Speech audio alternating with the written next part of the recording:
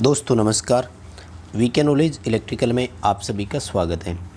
दोस्तों यूपीआरएनएल के एग्ज़ाम चल रहे हैं TG2 के, और 15 जुलाई 2021 फर्स्ट शिफ्ट का पेपर कैसा रहा उसका एनालिसिस आज की इस वीडियो में हम करने वाले हैं। जो क्वेश्चन इजी होते हैं, पता है सभी को याद रह जाते हैं, इसलिए इस वीडियो में जो क्वेश्चंस मिले हैं उनके आधार पर अपन एनालिसिस कर सकते हैं कि पेपर कैसा रहा। यदि आप एग्ज़ाम देकर आए थे तो ज़रूर देखें, और अगर आपका एग्ज़ाम होना है अभी बाकी तो इस वीडियो को ज़रूर देख लीजिए, क्योंकि इसी के अनुसार आपको अपनी तैयारी भी और करनी है। चलिए दोस्तों शुरू करते हैं। आगे बढ़ने से पहले आपसे निवेदन करूंगा, इस वीडियो को लाइक ज़रूर करें। हमारे चैनल पर आप नए हैं तो इस चैनल को सब्सक्राइब ज़रूर करें। डिस्क्रिप्शन में लिंक दिया हुआ है, हमारा ऐप डाउनलोड ज़रूर करें आपने यदि नहीं किया है तो। चलिए दोस्तों क्वेश्चनों से शुरू करते हैं। दोस्तों सवाल पूछा कि 4 पोल दिया हुआ था एक मोटर में और उसकी सिंक्रोनस गति पूछी थी। देखो फ्रीक्वेंसी ना दे रखी हो तो 50 हर्ट्ज मान लिया करो, और दिया हुआ हो तब ठीक है, सही तरीका है।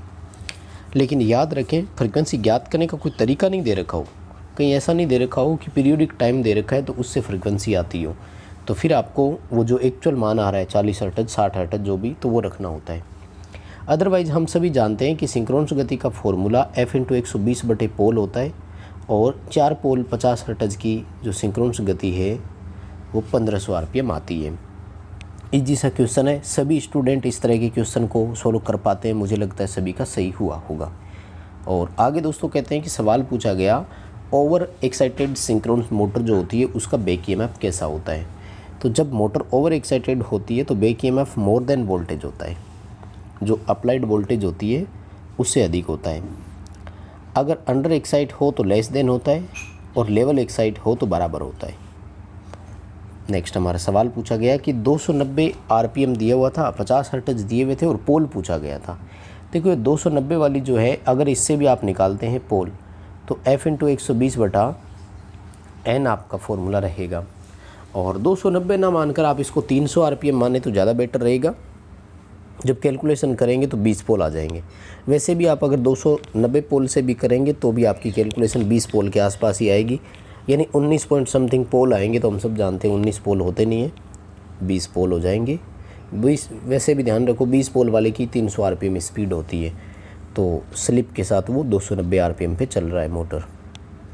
और आगे दोस्तों सवाल पूछा कि वह मोटर जिसका रोटर जो है वो स्टेटर के साथ लॉक हो जाता है तो वो कौन सी मोटर है। बहुत साधारण सा है, सिंक्रोनस मोटर होती है हमारी, तुल्यकाली मोटर बोल सकते हो आप इसको।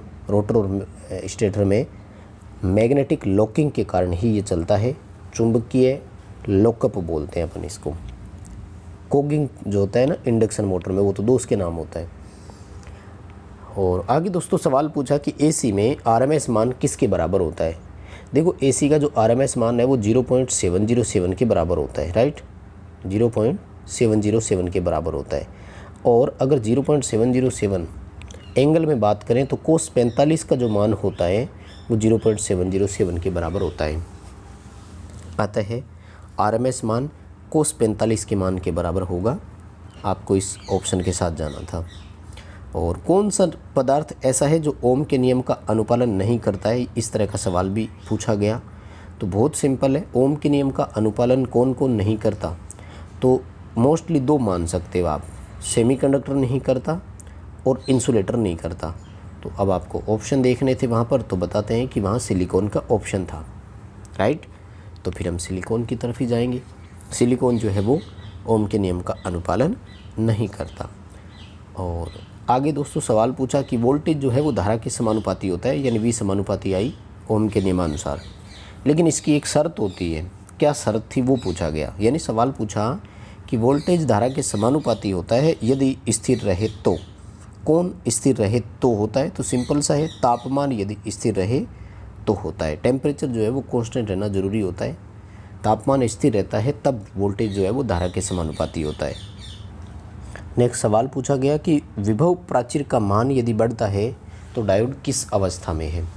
देखो विभव प्राचीर है, इंग्लिश की तरफ जब आप नाम देखेंगे ना तो आपको ये दिखाई देगा बैरियर पोटेंशियल, यानी बैरियर पोटेंशियल का मान बढ़ रहा है तो सीधी सी बात है डायोड रिवर्स बायस में है। क्योंकि रिवर्स बायस में क्या होता है, जंक्शन में जो डिप्लीशन लेयर बनती है, अक्षय परत बनती है, उस अक्षीय परत की चौड़ाई बढ़ती जाती है। फॉरवर्ड बायस में तो अक्षीय परत की चौड़ाई घटती है और बैरियर पोटेंशियल जो है वो फिक्स हो जाता है 0.1 से 0.3 जर्मेनियम के लिए और 0.72 जो है वो 7 मान लीजिए 0.7 वोल्ट जो है वो सिलिकॉन के लिए होता है। बैरियर पोटेंशियल की बात हो रही है, ध्यान रखें यहाँ पर फॉरबिडन एनर्जी गैप का मान नहीं पूछा जा रहा है। और नेक्स्ट, पावर फैक्टर का सही संबंध निम्न में से किस में दर्शाया गया है, ऐसे पूछा गया सवाल जिसमें फॉर्मूला दिया हुआ था, यानी किसी में R/Z दिया हुआ था और कुछ एक ऐसे थे जिसमें kVAR/kVA कर रखा था, किसी में kVA और किलोवाट इस तरह से दे रखा था, है ना। तो R/Z वाला फॉर्मूला जो है आपका सही हो जाएगा पावर फैक्टर के लिए। और ये नहीं हो तो दूसरा होता है kW/kVA, ये भी पावर फैक्टर का ही होता है।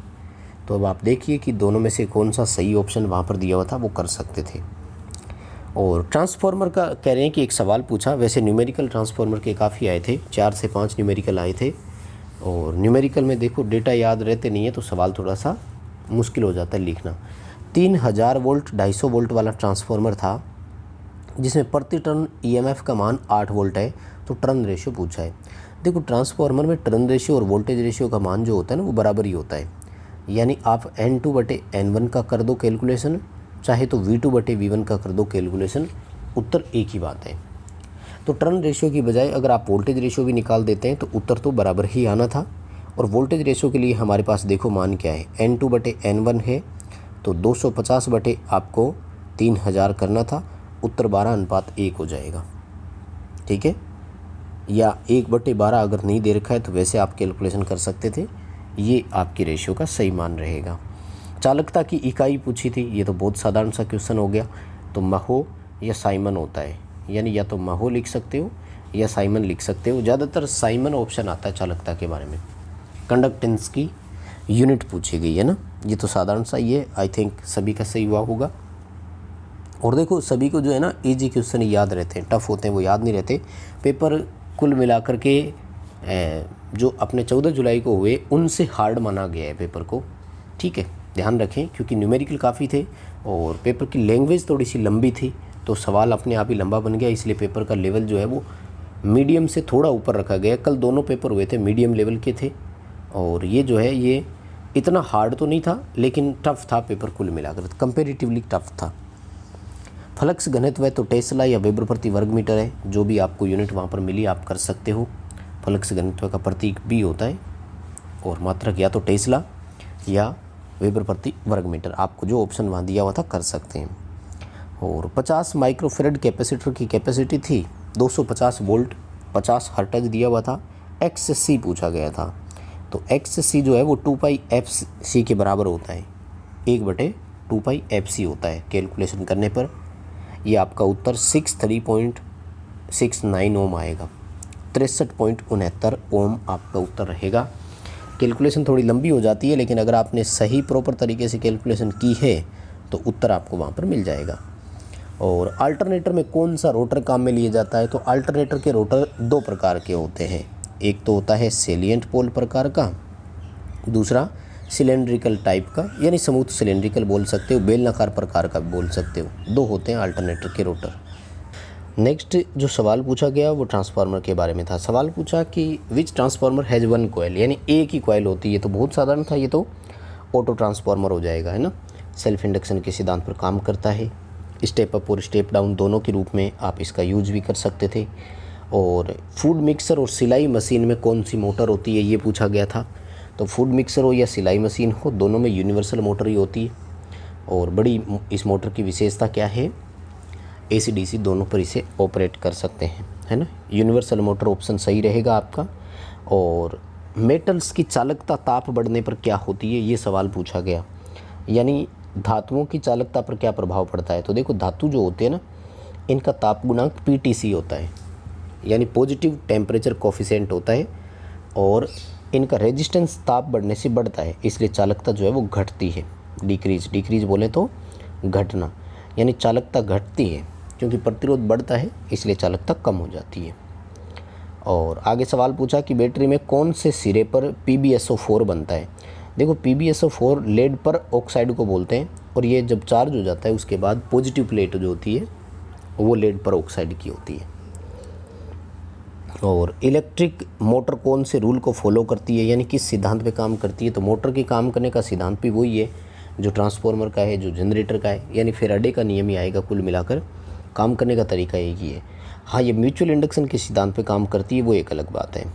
और एक सवाल पूछा कि यदि बैक ईएमएफ सप्लाई वोल्टेज से ज़्यादा हो तो क्या होगा? तो पावर फैक्टर लीडिंग होगा और मोटर ओवर एक्साइटेड कहलाएगी। अब कहीं ये सिंक्रोनस मोटर वाली दो जो मैं बता रहा हूँ, एक तो नहीं था इनके बारे में, सवाल कैसा था ये थोड़ा ध्यान करना आपको पड़ेगा। और आगे सवाल पूछा कि शेडेड पोल मोटर में जो रिंग लगती है उसे क्या बोलते हैं? तो उसको शेडिंग रिंग बोलते हैं। और काम क्या आती है? फेज अंतर उत्पन्न करने के काम आती है, फेज बांटने के काम आती है ना। तो बस दोस्तों यही मिले थे 20 से 25 क्वेश्चन, और कुल मिलाकर पेपर ठीक कहेंगे अच्छा था, लेकिन कंपेरेटिवली 14 तारीख से थोड़ा टफ था। इस वीडियो को लाइक ज़रूर कर देना, दोस्तों को शेयर कर देना, चैनल पर नए हो तो सब्सक्राइब कर लेना।